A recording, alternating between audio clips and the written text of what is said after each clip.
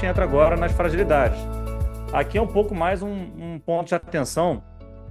A gente tem visto algumas pessoas não tão felizes, né, com essa questão de pagar imposto de ganho não realizado. Confesso que nem eu ficaria, mas a gente tem benefícios para isso, tem questões que não são tão boas, mas no net, vamos dizer, no resultado final, eu acredito que é mais positivo seguir o que a Receita está pedindo do que negativo, mas aí vai de estrutura para estrutura, de forma de gestão de investimento para forma de gestão de investimento, e a gente está aqui exatamente para conseguir direcionar o cliente a qual caminho seguir.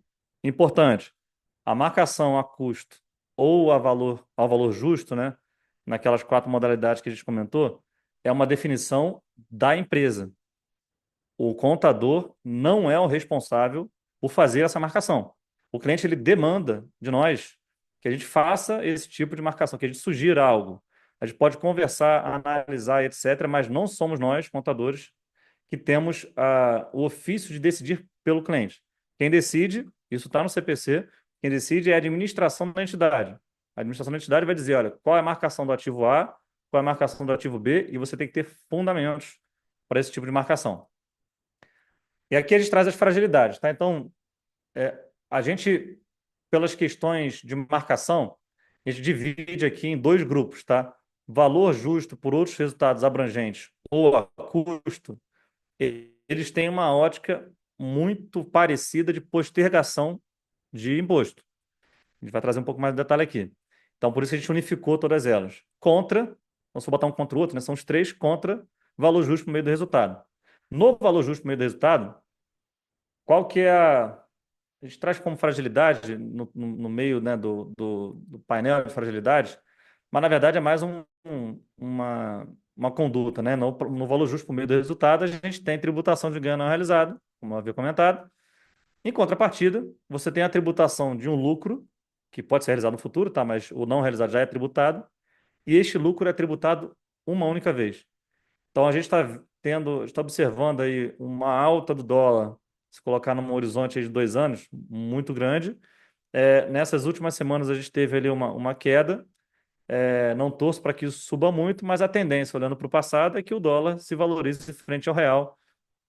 E por conta disso, este modelo talvez faça sentido. Por quê? Você tributa o lucro uma única vez. Então, vamos supor que você que está aqui assistindo a gente, a sua estrutura tenha US$ 100.000 no balanço de 24. O câmbio de 24, arredondando, 6,19, tá?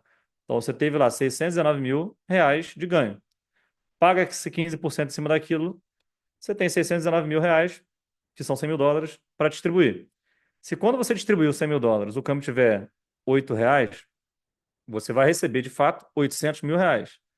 Pela diferença dos 800 para os 617, não tem imposto. A legislação fala que a diferença cambial não tem tributação por lucros que já foram tributados, tá? Então, a grande vantagem é essa. Eventualmente, você garantir ali um câmbio, querendo ou não, um hedge cambial, sem um custo pelo hedge. Você tem um custo do lucro, né? Um imposto pelo lucro, mas você não tem um custo do hedge cambial. E olhando aqui no valor justo por outros resultados abrangentes, a gente tem um pouquinho mais de coisa para falar em termos de fragilidade. Por que que se adota, né? Essas três marcações: VJORA, custo amortizado ou custo histórico, focando principalmente em tributar somente ganhos realizados e postergar impostos. Tem mais outros dois, a gente vai falar mais na frente. E aí, quais são os alertas que a gente traz? Tá? A Receita Federal, quando saiu lá a medida provisória 171, ela não tinha o regime de transparência. E ela tinha um texto parecido com o que é hoje o da tributação dos lucros das entidades controladas no exterior. Tá? E aí teve muita discussão, inclusive teve até emenda de deputado que foi recusada, né, não foi levada à frente, dizendo, olha, por favor, governo, por favor, legislativo, traga para a gente o que você considera como lucro para fins de tributação. Esse é um ponto. O outro é, retire o que é ganho não realizado. A Receita Federal ouviu de um lado, saiu pelo outro e não mudou isso. O que ela fez foi o seguinte, vamos criar um regime inspirado, foi até inspirado nos Estados Unidos, que é esse regime da transparência, já existe nos Estados Unidos há décadas, né? Que lá são as pass-through entities ou as disregarded entities. São empresas que existem, mas a tributação não é no nível delas. Elas têm receita, elas elas retêm impostos, inclusive, mas quem é o pagador de imposto mesmo é o sócio dono dessa empresa. Inspirado nisso, o fisco brasileiro trouxe na legislação um regime que só existe para ativos não, para empresas fora do Brasil. Então, se você tem uma empresa fora do Brasil, você pode eleger, você pode considerar que essa empresa ela é transparente para fins fiscais. E qual é a grande vantagem disso? Você não paga imposto. É a mesma coisa do VJORA, do valor de custo, também do custo amortizado, tá? Custo amortizado e do custo histórico. Você só paga imposto pelas transações efetivamente realizadas. Essa é a grande vantagem. Qual é a desvantagem da transparência? Na transparência, o impacto fiscal é 100%, é o mesmo impacto da pessoa física. Então, vamos supor que eu tenho o Wagner tem uma empresa eu botei US$ 1 milhão lá, essa empresa tem 10 ativos, e vamos supor que os 10 ativos foram investidos US$ 100 mil cada um.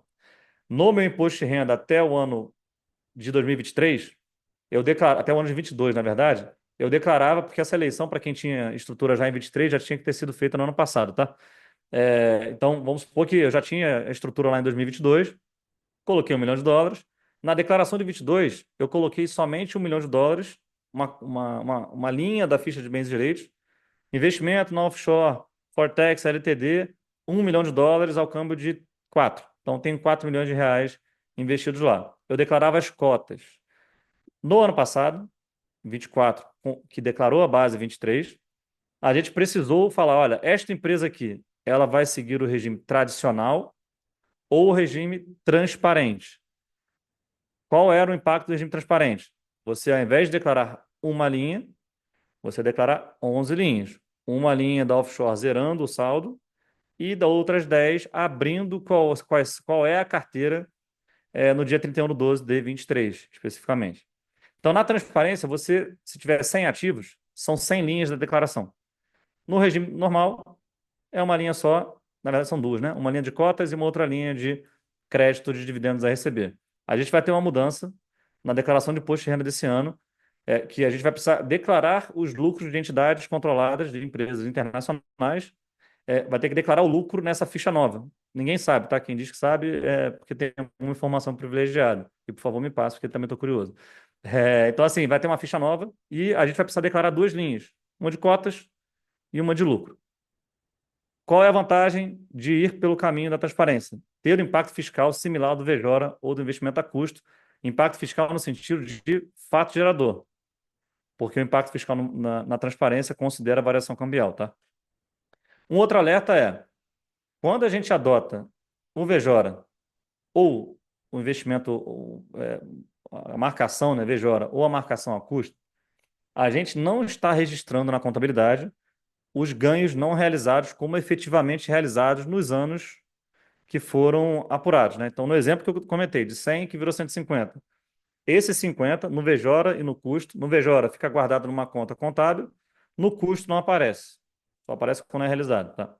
Se você adota esse regime, VJORA ou custo, e vende os ativos agora em 25, todo o ganho, que é histórico, antes de 23, ele vai ser considerado um ganho efetivo de 25. E aí você perde o que a legislação trouxe de proteção. Na legislação fala, no artigo lá 32 da IN 2180, que os lucros apurados até 31/12 de 23 não serão tributados até a sua efetiva disponibilização. Ou seja, a regra até 23, qual era? Se você não tocasse, se o sócio não tocasse no dinheiro, seja recebendo dividendos, seja usando as contas corporativas para fins pessoais, ele não tinha imposto. A partir de 24, a geração de lucro que tem imposto. Então, você quando adota o VJORA ao custo e vende agora os ativos, você está pegando todo o teu lucro histórico que está protegido e está tributando tudo agora em 25. Ou, caso tenha feito isso, em 24. Então, a gente recomenda muito cuidado quando vai usar o VJORA ou a custo. E aí, a gente teve alguns clientes, a gente fez um webinar em dezembro de 23, falando, pessoal, a gente não sabia se a Receita Federal ia se pronunciar como contra ou a favor, né, de usar marcação diferente do valor justo por meio do resultado. A gente falou, olha, vendam toda a carteira e recomprem os ativos que façam sentido, que fazem sentido ter na carteira, né? Alguns clientes seguiram, outros clientes não seguiram. Quem fez isso lá em 23, tá tranquilo, já garantiu que o lucro até 23 está protegido. O lucro a partir de 24 vai ter tributação, como vai ter, enfim, pelo valor justo por meio do resultado. ou pelo VJOR ou a custo quando realiza, tá? Então, quem não fez isso, cuidado ao adotar o VJOR ou a custo. Os outros dois itens de fragilidade, né, na marcação de ativos financeiros, primeiro, a Receita Federal, ela soltou um perguntas e respostas, né, foi atualizada aí 2, 3 vezes, e lá nas perguntas e respostas, na pergunta 32, ele traz que vai ter um aperto maior, vai ter uma fiscalização maior para quem adotar um modelo diferente do valor justo por meio do resultado. Contabilmente é possível, gente. Contabilmente é possível. Você só precisa ter fundamento. E também não faz sentido. Às vezes a pessoa fica muito melindrada, né? Olha, vou seguir o valor VJORA, vou seguir a custo, mas a pessoa trada muito, faz muita compra e venda. Aí não adianta, não tem muito sentido. Agora, se você compra e segura esse ativo, se esse ativo tem um vencimento, se ele tem um fluxo de caixa contratual, e o teu comportamento com aquele ativo é de fato não vender, na maioria das vezes, é possível adotar o VJORA. É preciso olhar para trás, é claro, mas assim, é possível usar, tá? Não é uma coisa impossível. A gente sempre fala para os clientes terem bastante cuidado. E então, para adotar isso, a Receita já falou, vamos fiscalizar mais, tá? A gente não sabe. A gente até recebeu um parceiro aqui ontem que falou, olha, será que na Receita, será que a Receita Federal vai colocar no programa lá um item para marcar qual é a sua maior adoção de marcação de ativos financeiros? Ela pode colocar, tá? Eu acho pouco provável, mas ela pode colocar. Se ela colocar ali, já é um dedo duro que você marcou por um modelo diferente do valor justo por meio do resultado. E aí sim, ela pode te auditar e ela pode desconsiderar a tua marcação se ela considerar que isso não é fundamentado. Então, cuidado.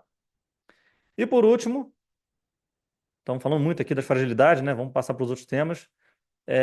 Por último, a gente tem que ter fundamento linkado mais com essa questão de auditoria da Receita. A gente tem que ter fundamento para as marcações. A marcação valor justo por meio do resultado, ela é uma marcação onde não se tem opção. Você tem lá várias perguntinhas no CPC. Você não tendo opção, você cai no valor justo por meio do resultado. Mas não é difícil cair, tá?